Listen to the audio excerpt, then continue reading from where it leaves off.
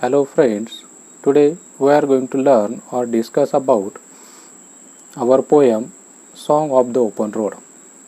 This poem is written by Walt Whitman. First of all, I would like to introduce you about Walt Whitman. The poet Walt Whitman was a very famous poet in American literature. He called as the father of the free verse in American literature. He grew up in Huntington in a family with a difficult economic status. Walt Whitman हे एक प्रख्यात कवी होते. त्यांना मुक्त छंदाचे जनक, father of free verse असं म्हटलं जात असायचं. फ्री वर्स म्हणजे मुक्त छंद कविता, म्हणजे की ज्या कवितेमध्ये कुठलाही राईम नाही, राईम स्कीम नाही, यमक जुळणारे शब्द नाहीत, अशा प्रकारची कविता म्हणजे फ्री वर्स. आणि या साहित्य प्रकाराचे जनक म्हणून वॉल्ट विटमन यांना ओळखले जाते. His major work Leaves of Grass was published in July 1855. आणि त्यांचं साहित्यामधील सर्वात महत्त्वाचे जे काही थोडक्यात काम आहे, तर त्यांचा जो कविता संग्रह आहे लिव्ज ऑफ ग्रास हा 1855 साली पब्लिश झालेला होता. His O Captain, My Captain, a poem written in the death of Abraham Lincoln is widely popular. त्यांनी अमेरिकेचे माजी राष्ट्राध्यक्ष अब्राहम लिंकन यांच्या मृत्यूबद्दल एक कविता लिहिलेली होती. त्या कवितेचं नाव आहे ओ कॅप्टन माय कॅप्टन, आणि ही कविता खूप प्रसिद्ध झालेली होती. The section one of Song of the open Road from Leaves of Grass. आणि आपली ही जी कविता आहे, ही कविता त्यांच्या लिव्ज ऑफ ग्रास या कविता संग्रहातूनच घेण्यात आलेली आहे. Is a beautiful blend of a self awareness. खरं म्हणजे ही कविता सेल्फ अवेअरनेसबद्दल आहे, म्हणजे आपल्या सत्वाची जाणीव, आपली स्वतःची असणारी जाणीव या संदर्भात ही कविता आहे. Free will and tenderness of a heart. Free will म्हणजे मुक्त इच्छा, आपल्या असणाऱ्या मुक्त इच्छा, आणि टेंडरनेस ऑफ अ हार्ट म्हणजे आपल्या हृदयाची कोमलता या संदर्भात ही कविता आहे.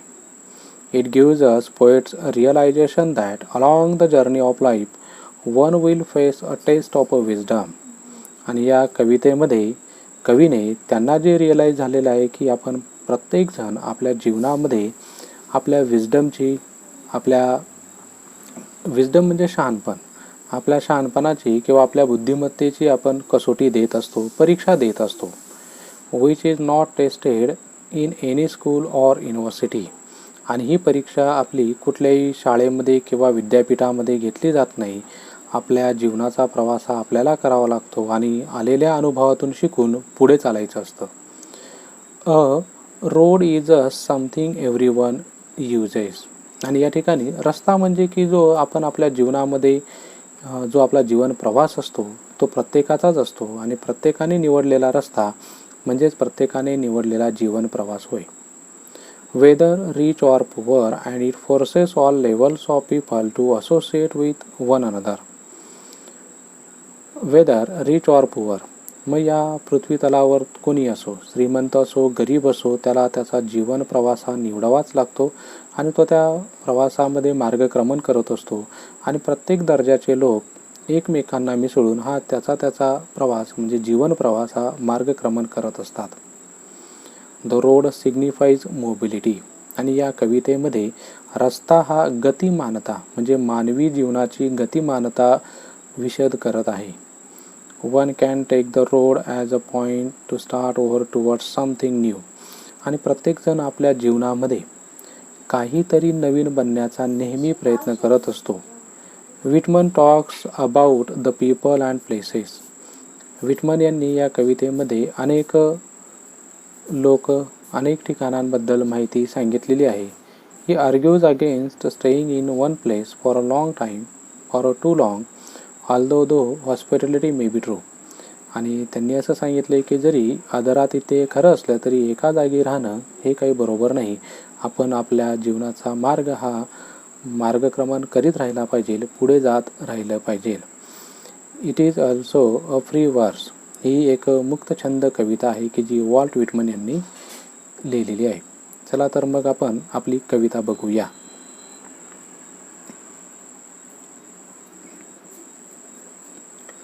Song of the open road. बघा, आता मी तुम्हाला सुरुवातीला कवितेच्या पहिल्या 2 ओळींचा अर्थ स्पष्ट करून सांगतो. Afoot and light hearted take to the open road, healthy free the world before me. बघा, कवी म्हणतो या ठिकाणी अ फूट म्हणजे पायी, मी पायी चालतो. अँड लाईट हार्टेड म्हणजे मोकळ्या मनाने, मोकळ्या हृदयाने, आणि मी पायी निघालेलो आहे. I take to the open road, मी हा मुक्त रस्ता निवडलेला आहे. लक्षात घ्या मित्रांनो, या ठिकाणी मुक्त रस्ता म्हणजे आपल्या जीवनाचा आपण निवडलेला रस्ता, आपण जीवन जे मार्गक्रमण करत आहे त्या जीवनाचा रस्ता. Healthy free the world before me. बघा, कवी म्हणतो या ठिकाणी की healthy free the world before मी, या जगामध्ये किंवा हे जग हेल्दी आहे, आरोग्यमय आहे, निरामय आहे आणि मुक्त आहे माझ्यासमोर असणारं. म्हणजे we can see that the positivity of the poet in this line. या ओळीमध्ये आपण कवीची जी काही सकारात्मक भावना आहे ती आपल्याला बघायला मिळते. कारण कवी असं म्हणतो या ठिकाणी आय हे जे पर्सनल प्रोनाऊन वापरलेलं आहे, फर्स्ट पर्सन प्रोनाऊन, हे तुमच्यासाठी सर्वांसाठी आहे. म्हणजे ही कविता प्रत्येकजण बोलतोय असा त्याचा अर्थ आहे. आणि म्हणून कवी या ठिकाणी म्हणतो की मी माझ्यासमोरचं जग हे बिलकुल निरामय आहे आणि मुक्त आहे. चला आता पुढच्या ओळी घेऊया. The long brown path before me leading wherever I choose. The long brown path, आणि जो काही मी हा ब्राऊन पाथ निवडलेला आहे, तपकिरी रंगाचा रस्ता निवडलेला आहे. ॲक्च्युली रस्ता हा मातीचा तपकिरी असतो म्हणून या ठिकाणी तसं सिम्बॉलिक ब्राऊन पाथ असं म्हटलेलं आहे. परंतु इथं आपल्या जीवनाचा रस्ता हा मात्र तुम्ही नेहमी लक्षात ठेवा. जीवन जगत असताना आपण कोणत्या प्रकारे मार्गक्रमण करत आहोत तो रस्ता, आणि तो असा रस्ता बिफोर मी माझ्यासमोर, leading wherever I choose, आणि तो कुठे जाणार तर मी निवडणार तेथे जाणार. येथे सुद्धा आपल्याला कवीची सकारात्मक भावना बघायला मिळते. बघा, कवीला 100% वाटतं की मला काय बनायचं आहे किंवा मला जीवनामध्ये काय बनायचं आहे किंवा काय व्हायचं आहे याचं तो आधीच नियोजन करतो. आणि म्हणून तो म्हणतो की हा रस्ता कुठे जातो, वेअर आय चूज, की जेथे मी ठरवेल तेथे तो जाईल. हेन्सफोर्थ, आणि म्हणून कवीमध्ये जी काही ही पॉझिटिव्हिटी आहे, सकारात्मक भावना आहे, याच्याने तो पुढच्या ओळींमध्ये काय सांगतो बघा. Henceforth I ask not good fortune, आणि म्हणून मला कुठल्याही चांगल्या गुड फॉर्च्यून म्हणजे नशीब, मला कुठल्याही चांगल्या नशिबाची गरज नाही. I myself I am good fortune, आणि मी स्वतःच एक गुड फॉर्च्यून आहे, मी स्वतःच एक चांगला नशीबवान आहे, म्हणून मला कुठल्याही चांगल्या नशिबाची गरज नाही. बघा, प्रत्येकजण या ठिकाणी जीवन जगत असताना कधी कधी आपण नशिबाला दोष देत असतो, परंतु इथं कवी हा जो सेल्फ अवेअरनेस म्हणजे स्वतःमधील जी जाणीव आहे ती त्याला आहे. आणि म्हणून तो म्हणतो की मी स्वतःच गुड फॉर्च्यून आहे, मी स्वतःच माझं नशीब आहे आणि माझं नशीब मीच घडवेल, मला चांगल्या नशिबाची गरज नाही. हेन्सफोर्थ आय विम्पर नो मोर. या ठिकाणी एक नवीन शब्द आला, विम्पर याचा अर्थ असा होतो की मुसू रडणे. हेन्सफोर्थ आय विम्पर नो मोर, आणि म्हणून कवी एक कॉन्फिडन्सने असं सांगतो की मी कुठल्याही बाबतीत रडत नाही. जसं आपण जीवन जगत असताना काही यश येतं, अपयश येतं, अपयश आल्यावर आपण आपल्या अपयशाचं खापर दुसऱ्यावर फोडतो किंवा दुसऱ्या गोष्टींवर फोडतो. जसं काही एक म्हणूया आपण की माझी गरिबीची परिस्थिती होती किंवा मी आजारी होते म्हणून मला चांगले मार्क्स मिळाले नाही वगैरे वगैरे. पण कवी हा स्वतःला त्याची जाणीव आहे आणि म्हणून तो म्हणतो हेन्सफोर्थ आय विम्पर नो मोर, म्हणून मी कुठल्याही बाबतीत रडणार नाही किंवा माझ्याजवळ जे नाही त्याबद्दल मी रडत बसणार नाही. पोस्टपॉन नो मोर, आणि मी माझी ठरवलेली गोष्ट कुठलीही पोस्टपॉन करणार नाही, म्हणजे मी ती बंद करणार नाही, मी माझ्या मार्गक्रमण करत राहील, पुढे जात राहील. नीड नथिंग, आणि म्हणून मला कुठलीही गरज नाही. बघा, कवीमध्ये इतका सेल्फ कॉन्फिडन्स आहे आणि या कवितेमधून आपल्याला सेल्फ कॉन्फिडन्स, सेल्फ अवेअरनेसचीच कवी आपल्याला जाणीव करून देत आहे. आपल्या जीवनामध्ये आपण जीवन जगत असताना कुठल्याही पद्धतीने अपयशाने वगैरे खचून न जाता स्वतःमध्ये आत्मविश्वास असला पाहिजे. पुढच्या ओळी आहेत बघा. Done with indoor complaints libraries querulous criticism. आणि कवी असं म्हणतो डन विथ इंडोर कंप्लेंट्स.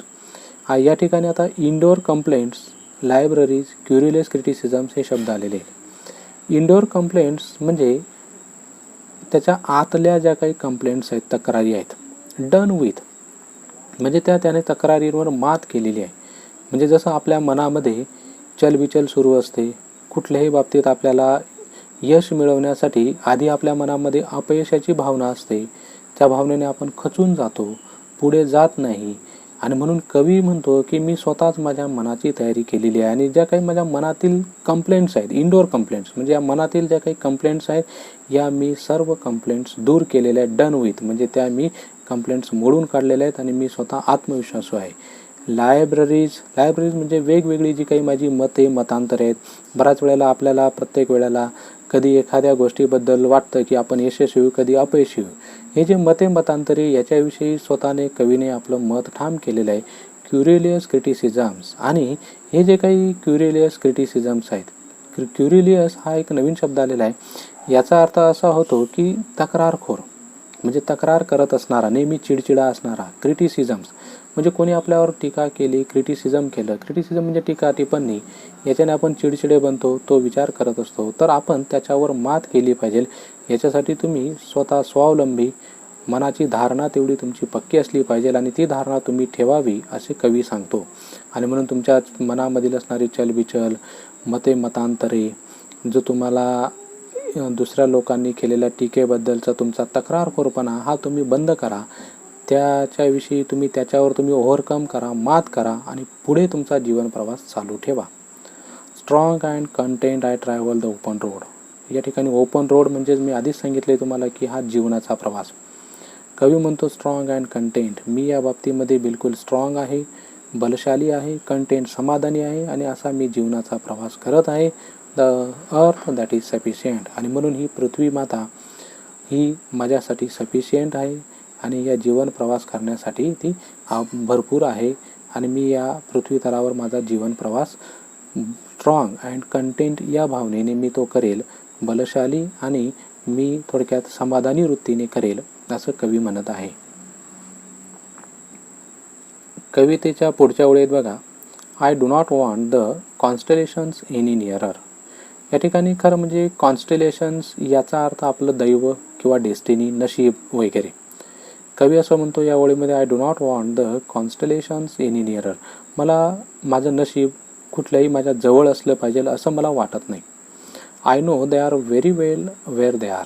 आणि मला माहिती आहे की ते नशीब जेथे असायला पाहिजे तेथे आहे. म्हणजे उदाहरणार्थ जसं एखादा व्यक्ती श्रीमंत घरामध्ये जन्मतो, तो त्याचं नशीब घेऊन जन्मतो आणि म्हणून त्याला ते नशिबाने लाभलेल्या त्या गोष्टी आहेत. आणि ते अशा प्रकारचं जे नशीब असतं ते ज्यांच्याजवळ आहे त्यांच्याजवळ आहे असं कवी म्हणतो. I know they suffice for those belong to them. आणि मला माहिती आहे की नशीब ते त्यांना योग्य आहे, त्यांच्यासाठी योग्य आहे आणि त्यांना ते मिळणारं होतं. आणि आता बाकीच्या ज्या काही लाईन्स आहेत खालच्या, या कंसात कवीने दिलेल्या आहेत बघा. त्या अशा आहेत, steel here I carry my old delicious burdens. बघा कवीने या ठिकाणी एक सुंदर रचना केलेली आहे. Delicious burdens. बर्डन्स म्हणजे ताण, तणाव, परंतु ते देखील डेलिशियस म्हणजे गोड. आणि तरी कवी म्हणतो की तरी देखील मी जे काही गोड बर्डन्स आहेत, म्हणजे थोडक्यात माझे ताणतणाव आहेत, जे मला थोडक्यात चांगले वाटतात, असे ताणतणाव मी माझ्या बरोबर मी त्यांना घेऊन चालतो. I carry them. आणि मी त्यांना घेऊन चालतो. Men and women. या ठिकाणी माणसं आणि स्त्रिया म्हणजे आपण ज्या समाजात राहतो त्या समाजातील आजूबाजूचे लोक. कवी म्हणतो की मी या लोकांमध्ये राहतो, या लोकांमध्ये मी राहिलेलो आहे आणि त्या लोकांचे थोडक्यात जे काही त्या लोकांसंदर्भात असणारे जे काही माझे थोडक्यात मनातील भावना आहेत या मी घेऊन चालतो. I carry them with me wherever I go. आणि मी जेथे जेथे जातो तेथे मी या भावना घेऊन जातो, हे डेलिशियस बर्डन्स घेऊन जातो. I swear it is impossible for me to get rid of them. आणि या ज्या माझ्या भावना आहेत त्या लोकांप्रती, की ज्या सद्भावना, की त्या लोकांमध्ये मी राहिलेलो आहे, की ज्या लोकांनी आपण प्रत्येकजण कोणत्या ना कोणाच्या आधारे आपण पुढे जात असतो. आणि या समाजातील, कुटुंबाचे आपल्यावर एक कळत न कळत आपल्यावर एक प्रकारचे ऋण असतात. आणि आपण देखील ते ऋण फेडण्याचा आपल्या जीवन प्रवासामध्ये प्रयत्न करत असतो. तसं कवी म्हणतो की I swear it is impossible for me to get rid of them. आणि त्यांनी त्या लोकांचे जे काही थोडक्यात माझ्यावर उपकार आहेत किंवा काय त्यांनी केलेले माझ्यासाठी चांगले प्रयत्न, याच्यातून माझी मुक्तता होऊ शकत नाही. I am filled with them. आणि मी त्यांच्या सद्भावनेने पूर्ण भरलेलो आहे. And I will feel them in return. आणि मी त्या सद्भावना त्यांच्यासाठी काहीतरी करून मी त्यांना ते देऊ इच्छितो. I think you should understand this poem. मला असं वाटतं तुम्हाला ही कविता समजलेली असेल. कवीने या ठिकाणी त्यांना आलेल्या जीवन प्रवासाविषयीच्या भावना व्यक्त केलेल्या आहेत. आणि त्यांनी असं सांगितलेलं आहे की कवी असं म्हणतो की आपण कॉन्फिडंट, आपल्यामध्ये स्वत्वाची जाणीव असली पाहिजे, सेल्फ अवेअरनेस. आणि या आपल्या जीवनाचा प्रवास आपण अगदी स्वाभिमानी, स्वत्वाच्या जाणीवने, आत्मविश्वासाने केला पाहिजे. I think you should understood it. Thank you for watching it.